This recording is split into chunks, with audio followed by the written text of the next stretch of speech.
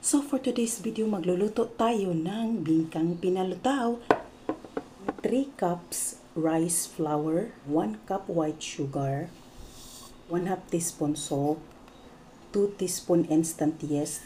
I-mix lang natin. 400 ml na gata.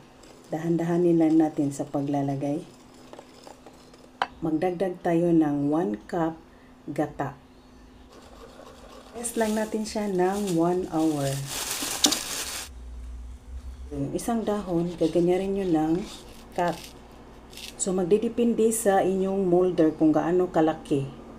Nalagyan na ng dahon bawat molders. Ayan, tapos na ang 1 hour. Lalagay na natin siya sa ating mga molders. Ilagay sa steamer at steam ng 20 minutes. Sana natin! Wow! Luto na ang ating bingkang pinalutaw. Wow! Where's ang sarap may partner sa kape? Pang negosyo.